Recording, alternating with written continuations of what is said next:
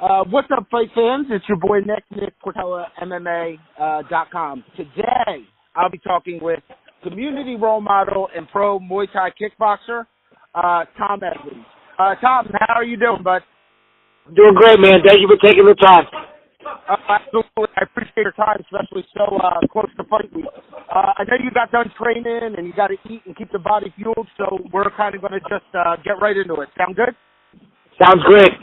All right. So, Tom, for you, what does it mean to you personally to be a fighter? I mean, everybody has their own meaning of the word. What does it mean to you? It means a lot. I mean, I don't ever call myself a fighter. I've been doing martial arts since the age of 4. I own an academy down in Providence, Rhode Island. So the word fighter to me, it's different. I've always done this just to be known as a complete martial artist, and that's kind of what it means to me. Fighting is one aspect of the martial arts, and it's an honor to even have the opportunity to have done it. Yeah, absolutely, especially on the stage that you've been on. So, for you as a mixed martial artist, or a martial artist in general, what do you think your best attribute is? My best attribute is I definitely say my heart. I've never taken easy fights. I've always come forward in fights, and I've always put on shows, whether I was knocked out on national television or fought world champions. I've always put on a good fight. And that's the most important thing. So I know you began training Kenpo Karate at a young age. You hold a 5th degree black belt, and you're actually one of the youngest people to ever do it. You said you were 4 when you originally began your martial arts journey, correct? Yes, sir. Yep, I was 4 years old when I started the martial arts with Larry Sullivan and USA Karate, who I'm still with to this day. So it's great to still have that loyalty and that honor with my Kenpo system. I received my first degree black belt in 1998. I was 10 years old. And then it just kind of snowballed from there. I competed in national tournaments all over the country and the New England circuit, and just stuck with it as a child all the way through middle school, high school, and even into my college and now my career. I was honored and able to open a martial arts school and make it a career out of it. And there's nothing better than that. So I know as it's kind of funny that you're fighting there. As a child, you went to Foxwood with your father to watch the fights. And I saw a quote that you said that would be you someday. So how great is it to have kids want to be astronauts and firefighters. You wanted to do that. So how great of an accomplishment to actually complete a goal that you had at such a young age? So the goal is not completed yet, Nick. I got to get this win, man. I told my dad we sat there as a kid. I'll never forget it. It was at a show that we were invited to. Chuck Norris was there. My instructor, Larry Sullivan, was there. And I'll never forget, Duke Rufus fought Stan the Man. Duke Rufus should be there, I think, this weekend, as he's got a guy fighting. So if I can get to meet him, that'd be an honor. But Duke Rufus beat Stan the Man, and Stan the Man, it was a major upset. I'll never forget it. And, I told my dad that day, I think I was 11 or 12. I said, Dad, I'm going to do this. I'm going to fight at Foxwoods one day. And I got to win, man. So the job's not completed, but it's definitely surreal that here we are, for the 3rd time, and I get the opportunity to do this again. Absolutely. So now, the more I get involved with the combat sports stuff, the more I see so much talent in the New England area. So when Lion Fight made their East Coast debut, you fought on that card. You did not get the result that you wanted, but the president was so impressed with the skill, the effort, the performance that he signed you, which says a lot. Even though it was a doctor stoppage and not by your own doing, is it safe to say that might be the best loss that you've ever taken in your career because it led you to where you are? Yeah, I think that was a great fight with Tim Moran, man. I was a little disappointed in the result with the doctor stoppage. I definitely didn't want to stop the fight, but my coaches and the doctor just didn't want me to go out there and get hurt. But yeah, man, I would definitely say that was probably definitely the best loss of my career, if you want to say that. Yeah, if there's a loss to take, that's going to be it. Yeah, that was a wild night. Then again, I was honored. Prime Athletics, my manager Sean works really hard. With me to get me on that stage. It's always something I always wanted to do, and Lion Fights, I guess, like you said, saw something in me, and you know, I just had my daughter at the time, and I was talking to, you know, to my child's mother at the time, and when I got offered a 3-fight deal with Lion Fights, we ended up taking it as a family, you know, so it was a pretty great moment. Absolutely. So now you own Team United Martial Arts Academy. I know you said you still train in the Kempo part, but for your training camps, do you train anywhere else other than your home gym? Oh, yeah. So this fight camp, I just want to throw a big shout-out to Hard Knocks Muay Thai, Crew Bill, Coach Jake, and Julio and all the guys down there, man. They took me in like family, and that's where I've honestly been training a lot. I've been down at Hard Knocks 4 nights a week down in Boston, getting great work with their guys. So, I train here with our master Muay Thai instructor, William Sukumtut, who is Andre Sukumtut's father. We all know Andre, he's in the UFC. You know, and like you said earlier, not to, you know, get off the subject, but, man, the Northeast has some badass fighters, man. This is definitely one of the best regions and toughest regions to fight in, so it's pretty awesome to be able to fight in the Northeast, man, because, boy, the talent is unbelievable. Yeah, I find myself making the 4-hour trip to watch you guys fight more often than not nowadays. Yeah, they're just good shows.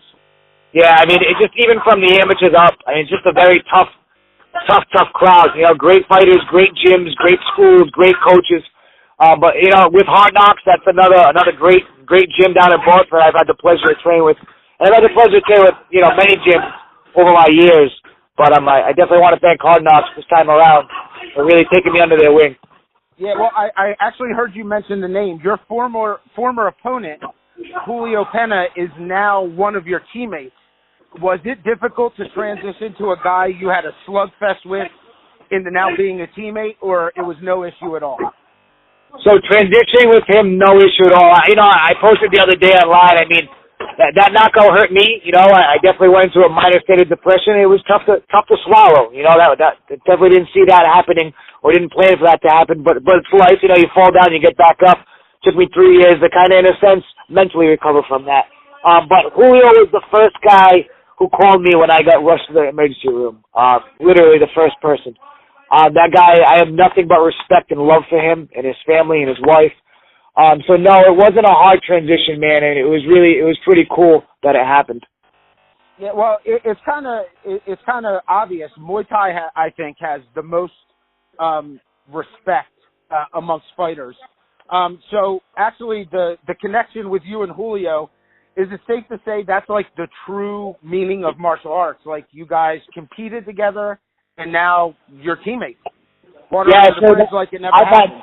I've had friends ask me that. I've had students ask me that same question, and that is the true definition of martial arts. You know, you're enemies one day, and then you become, you know, friends and training partners the next. And that's what martial arts is about. You know, I mean, you get beat one night. I mean, you were better than that person on that one particular night. You know, and that's the amazing part about martial arts. I mean, it just pushes you to, you know, to push forward. You know, and learn a lot about yourself.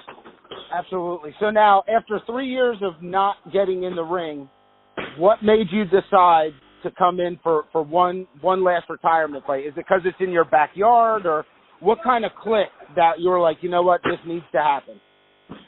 I didn't want to go out that way, man. I didn't want to go out that way. I just feel like I put a lot of time into the sport.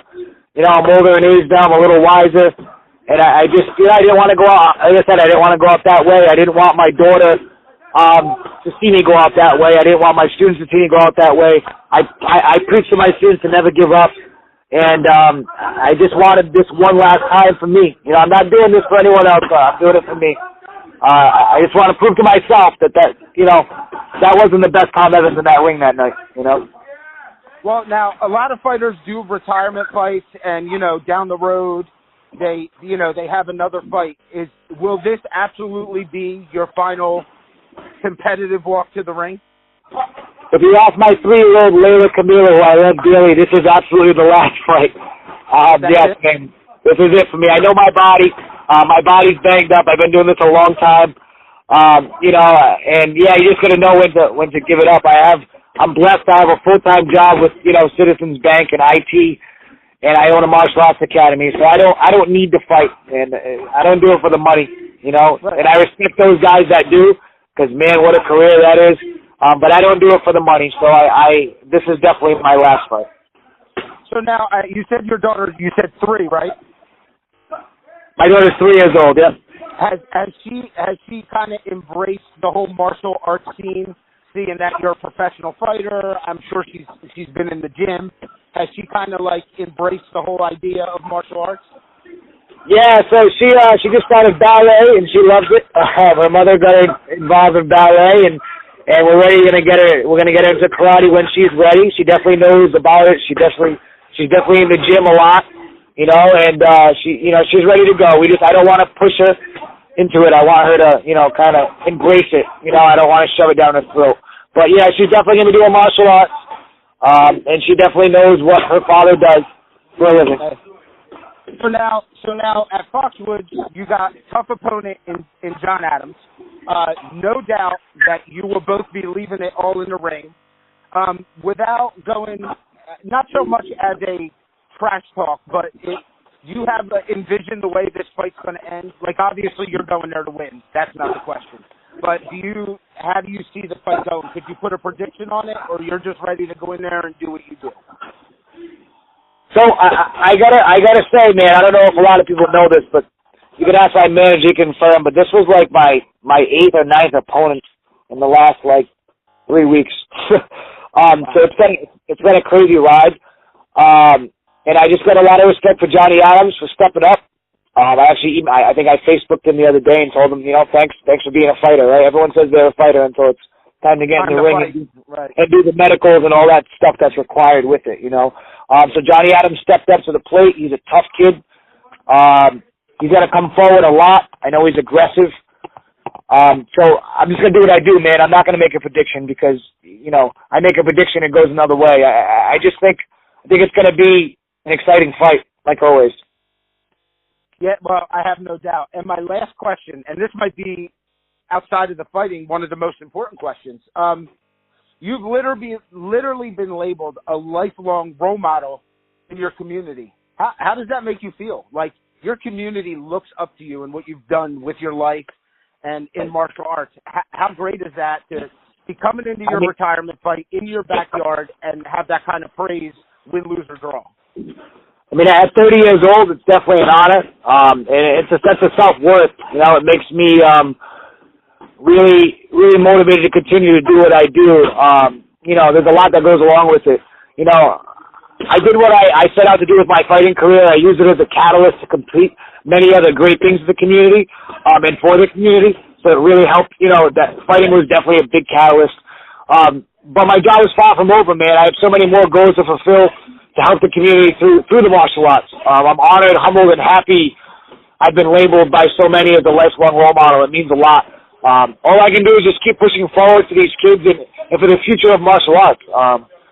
And I think that's really what it's about. And I can only hope for my daughter that when she grows up, she knows that her father didn't waste his time with random and unmeaningful things, that I actually made a difference in the community through doing what I love. I want her to understand that she can grow up and do what she loves as well and make a difference in the community as well. And martial arts has been my outlet. And fighting has definitely been a huge catalyst. And I teach all the kids in the community, man, just don't give up. You're gonna fall down. You're gonna get knocked down. It's not supposed to be easy. It's supposed to be tough. Nothing's gonna get given to you.